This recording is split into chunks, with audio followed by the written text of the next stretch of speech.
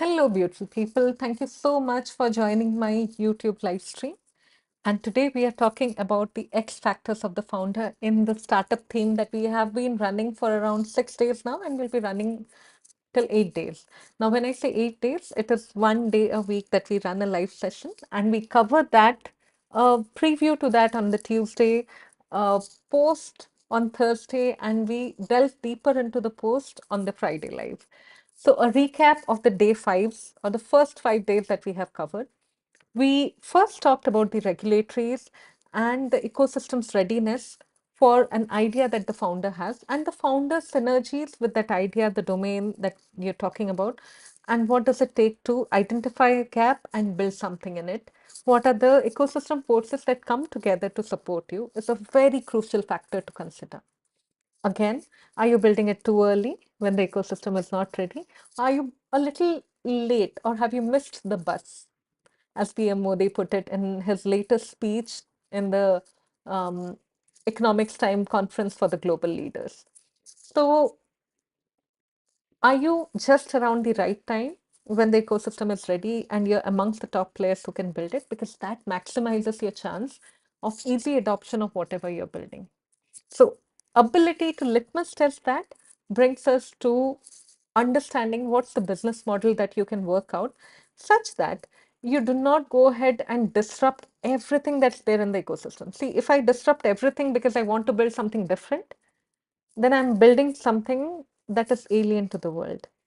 Whatever you build should be just enough, at least, to be graspable by the audience whom you want to benefit from it, by the beneficiaries whom you want to use it. So, change one or max two aspects and build a business model with all the hoops, checks, and balances in it, where you have the as is model carved out and the to be model built, which is a little different from as is, but doesn't challenge every element in as is.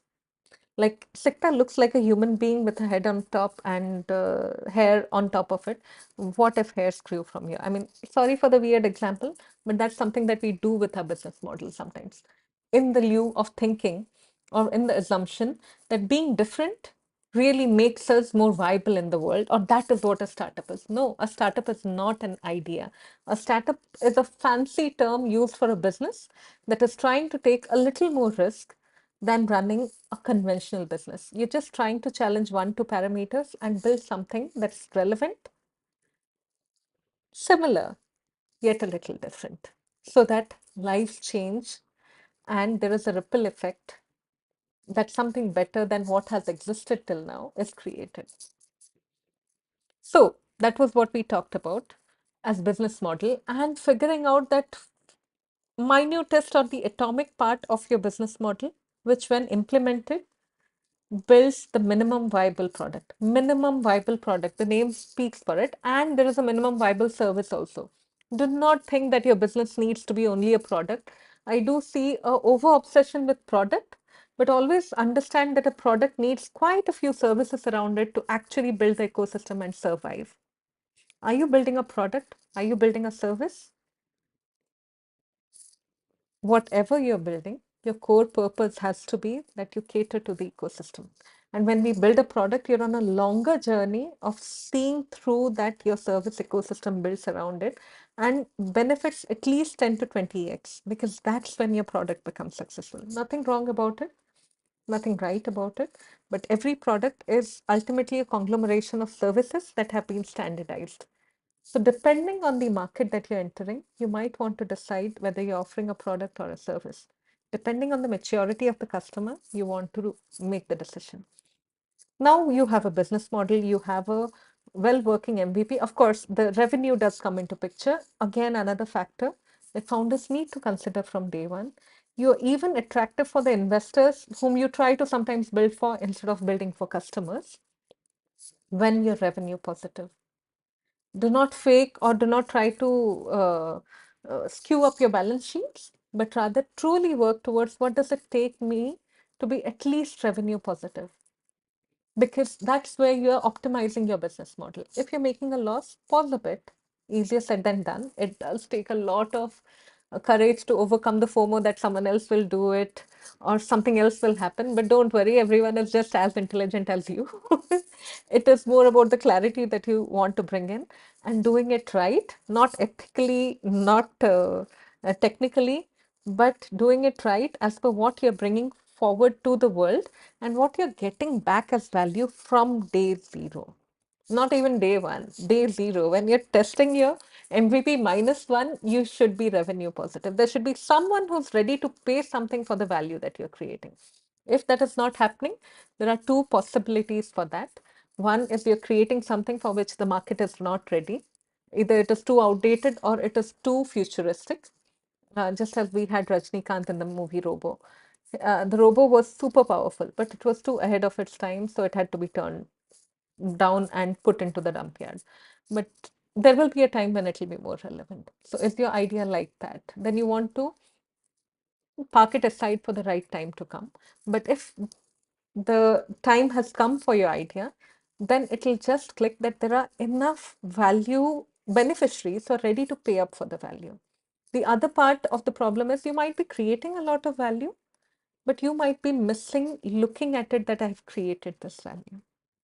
So look at it, articulate it right to your beneficiaries, let them see the value, and ensure that you get a return in money uh, for it or in some currency for it, right? There should be someone who's paying up for what you're offering as a product or as a service.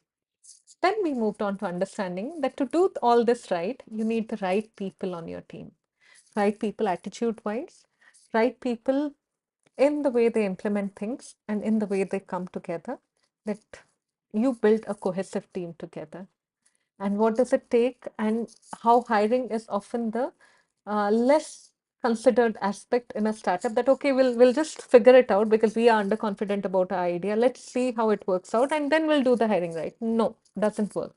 If your business does great, then the wrong people you have hired will want a wrong share in it and your business will collapse or will go in a different turn. Founder disagreements and co-founder agreement is also one topic that we spent a week on. It's one place where 50% of startups actually have a co-founder split up in the first year. This is the statistics across the world, not only in India. In India, the number is still higher. And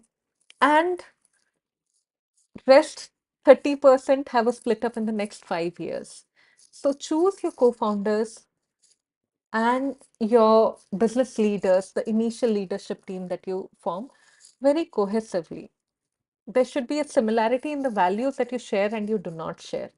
There should be a similarity in the kind of jokes that you enjoy and you do not enjoy, and that will decide the synergy of the team. Remember, resonance any day works much better in creating a lot of momentum than having a high frequency wave and another low frequency wave. So find a resonating wave. You need not be the ideal founder, or you need not be the most unideal founder or the most unready founder.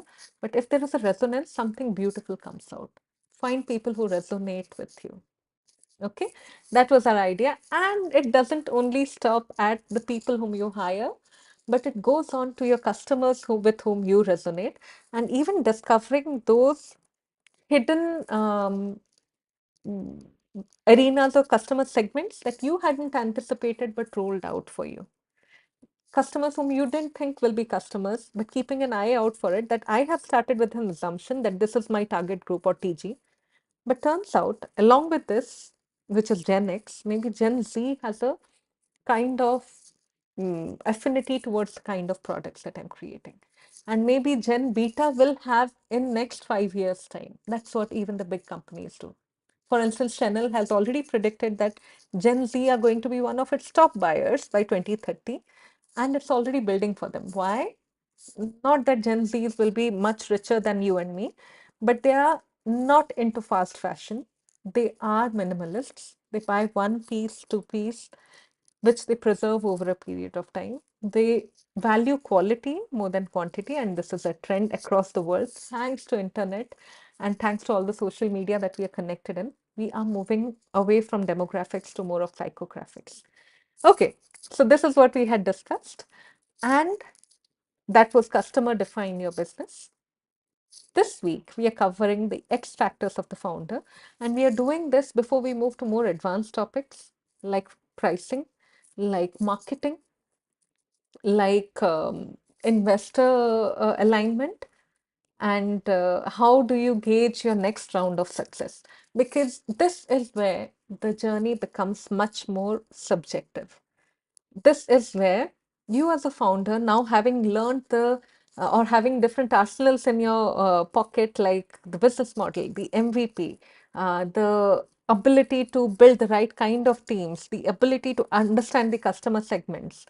Now you're out to see how you leverage these abilities and how you permutate, combinate to form the best cocktail that defines your business cycle. That's what we are covering today.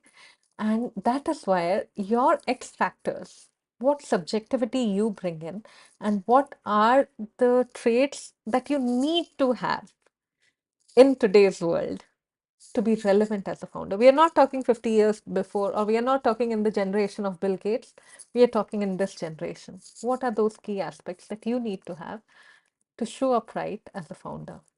Okay, so X factors of a founder is what we are covering. Let me share my screen. And these X factors, how are they defining, undefining, and redefining you? And of course, your business. So let me just see how I can cover this right for you. 7 traits is what we have boiled down to, but it is exhaustive and it is continuously getting updated. I have This is just my experience based on how I have built my business, how I have worked in building things from scratch, and how I look at the world through the business coaching lens that I have worked with different founders of the world. This is what I have found distinguishing the best of founders from the average ones. Not that others don't build, but these are the ones that build the best. Are you able to see beyond the obvious? Can you spot what others miss in the same situation? Are you someone who by default sees an opportunity in what others crib about? For instance, we all drive through a lot of traffic all across, and suddenly, after say being in Indian traffic, Indian metro traffic, for around 6 months, I observed these big billboards coming up at the traffic signal. Now, someone saw opportunity in that difficulty, not the right thing. Like if the traffic disperses tomorrow, then their business gets impacted. That did strike me. But at the same time, someone saw opportunity in something that was irritating to the rest of them. That I can actually grab customer attention by setting up the LED billboards at the traffic signals. So, do you see beyond the obvious? Where, if you've seen that puzzle, and in the edited video of this, I'll put it across, where do you see your wife or do you see your mother-in-law? Like you see, look at the same picture, but there are two different perspectives of looking at it. Which one do you see? Are you able to see both? Even better. So, do you see beyond what's conventional, what's taught and obvious? Do you complete what you start? This is a very important factor of founders and not always a virtue that most founders have. Now, the examples that I'm giving is more from my business coaching knowledge, but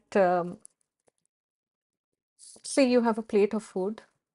Do you take just as much as you can consume? That talks something about you as a founder. Do you take a lot and just leave it off?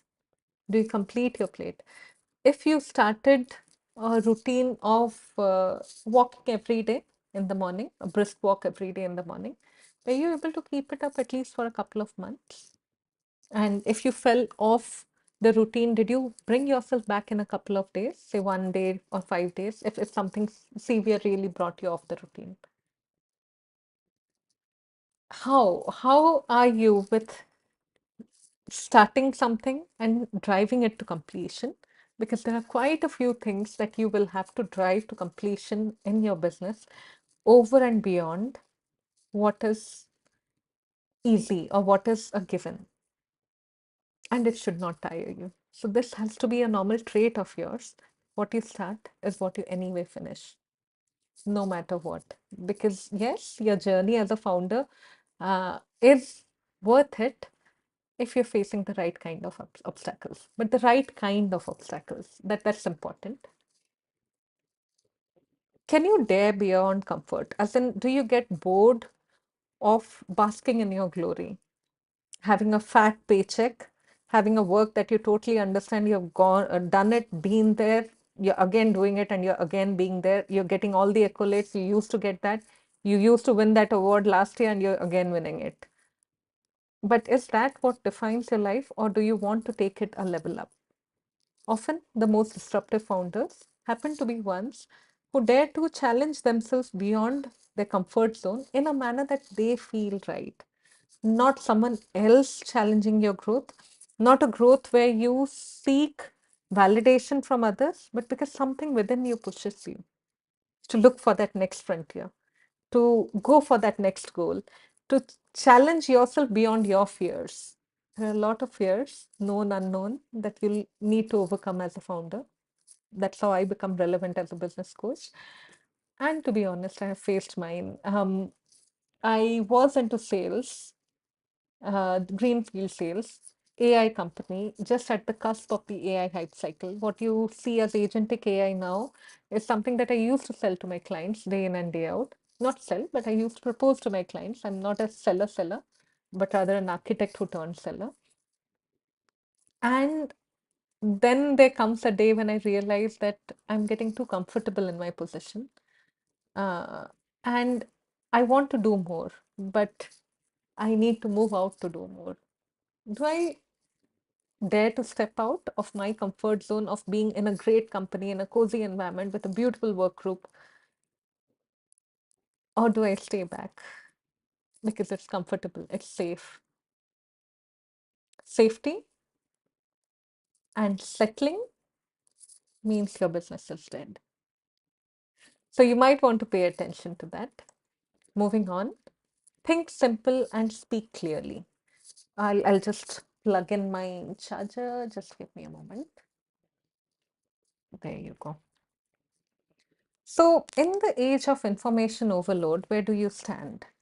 Are you someone who can grab a lot of complex information, take in a lot of complex information, and process it to simplify it for yourself and others? Can you think, when I say think simple, that's what I mean. Not that I am a simple person, I handle simple systems, I live a simple life. No. Your life is super complicated as a founder. If you're not doing that, you're not changing anything. You're definitely doing something that's very conventional. And that is not what founders do. That is not what startup stands for. Startup stands for a business which is risky, which is a little beyond convention because one or two aspects have been changed and thus can disrupt the market. But it disrupts the market because it hooks on to the rest of the levers right. Thus, that's where it becomes a challenger to the existing business models and it thrives if done right. But that means that you're processing a lot of information about what works in the market. You're listening to a lot of naysayers who want you to know that what you're doing is difficult. And many of them are genuine well wishers of yours. But they feel that what you're doing is risky because that is true. But you are thinking so clearly that you will walk down that bridge without falling into the river. You're able to simplify information and know those one, two bits that you need to get right, that you can walk down. And not only will you walk down, but you lead the team who's following you across that bridge with your simple communication or clear communication, rather. Your communication is so unambiguous that your team every time just gets it right, what you mean, or asks you the right question to clarify things in the right direction and then implement it. They trust you because they know what you're thinking. They know that as a founder, as the leader, you have a thought process and a way of handling things that's predictable to them. Not always conventional, but something that they can trust on that won't disrupt their lives. Think simple, whereas where you simplify the ideas and think through them, simplify complex ideas, complex problems, think through them and go beyond the fluff to get to the root cause and the undercurrent and articulate it in a simple manner that your team that's relying on your vision and your focus and your leadership can follow through and implement things the way that you want it to be, so that what you all are trying to collectively build as a business comes to life. That is about think simple and speak clear. Living the mission. 9 to 5 job is something that we all are aware of. You go to office at 8 or 9, you have your breakfast before, you meet your spouse, you drop your kids at school, you do your office chores the way you need to do. You have that conversation near the water cooler over a cup of tea or coffee, and then move and do the rest of the work, take a few calls, come back home by 5, pack up, come back home by 5. Of course, you face the traffic in between. I just can't help talking about traffic. It has been such a huge problem in so many parts of the world. Yeah, but that's what you do. That's not your life as a founder. As a founder, you become an embodiment of what you're trying to build. Whether you're at a restaurant relaxing with your family or you're on a vacation, so-called vacation, you often do not get to take a vacation, or you are at your workplace, everywhere you have adopted a certain mindset, a certain way of doing things, that everywhere you see those opportunities of leading your mission, of being guided by your purpose, of why you had started this business and what your intent was, and what are the scenarios that are presenting before you in different social and professional situations that are insights for you to take in and build to the next level. You're not here to please everyone. And that is an irrelevant point. Sometimes they're pleased, sometimes they're not pleased. You're here to see an idea through and to find the right critical mass that ensures that the idea gravitates and takes a form of its own in a manner that it builds into a business that can serve the beneficiaries around and build a new kind of evolved life for them. That's what you're doing as a founder. And this means you're active 24/7. No matter if you're doing something or you're not doing something, you don't have a work-life balance. Your work and your life beyond work blend in, and they look like a continuous continuum where they're continuously exchanging form, shape, whatever you call it. And that's the environment in which you're building. Are you truly ready to take the intensity of your idea, of your thought, of your implementation that you've done till date, and stay with it every moment of the day? Yeah, there are moments when you'll want to turn off a bit. There is something called mindfulness. There is something called turning off. Yes, for mental health. But other than that, whenever you're on and you're living, you are living that mission. Is that your quality? Are you guided by your purpose and not by pleasing others, not by getting accolades, or not by being in that spotlight? You might be doing right then. Okay. Bold and balanced. Self-awareness. This is a point on being self-aware, knowing who you are. The deeper you know who you are, the deeper will you see opportunities and difficulties. The better you accept yourself, both your plus points and your blind spots, the better will you align to bring the right team together around you.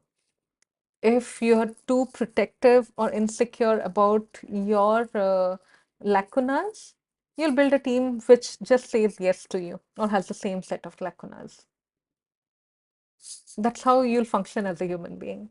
But if you're truly able to see through it and truly able to accept that that's your blind spot, and you need someone with very complementary qualities, but having a certain approach that your ethos for business align.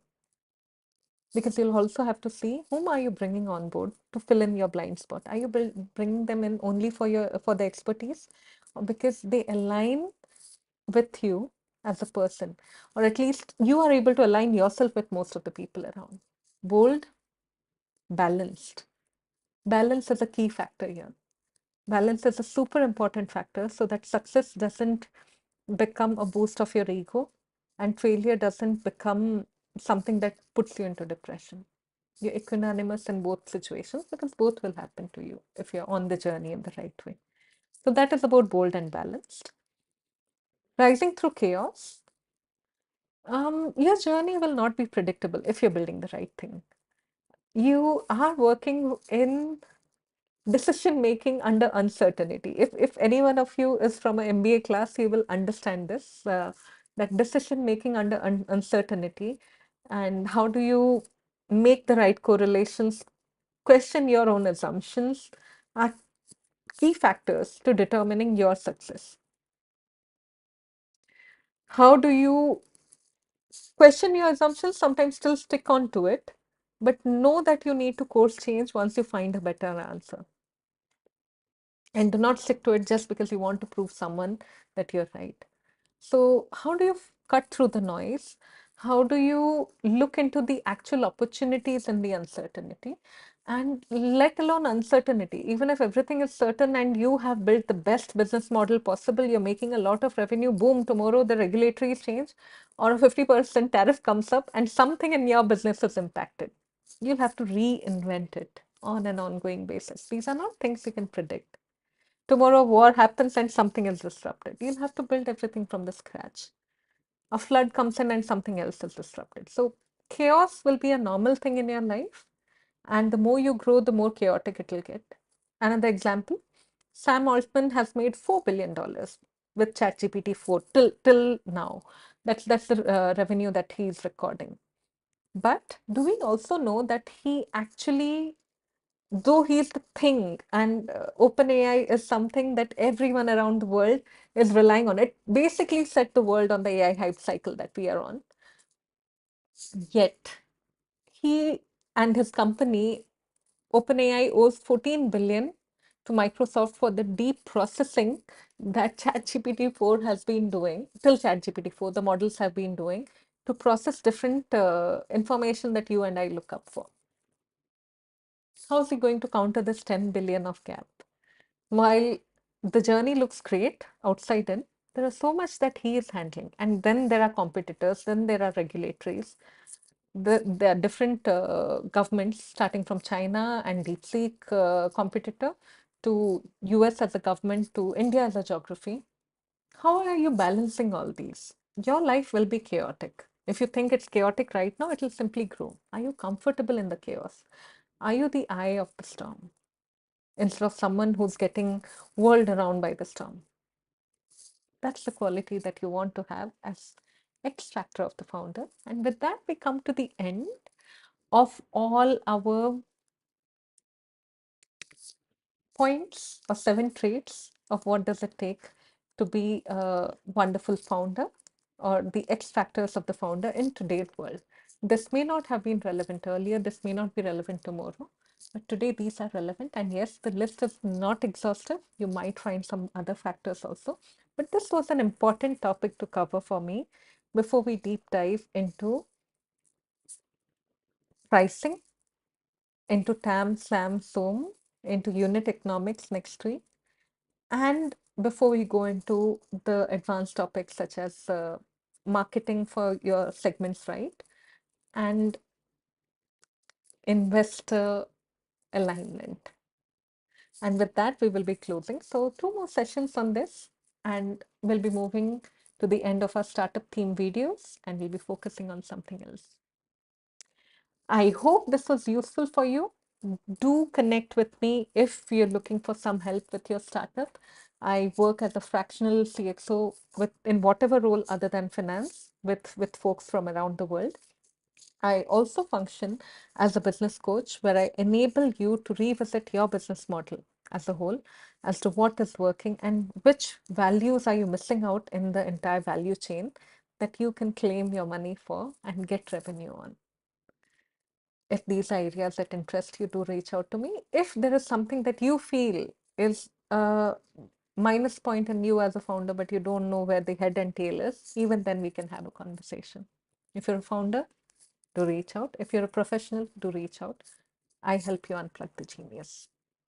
I'll see you on the other side. Have a lovely weekend ahead. Take care. Bye.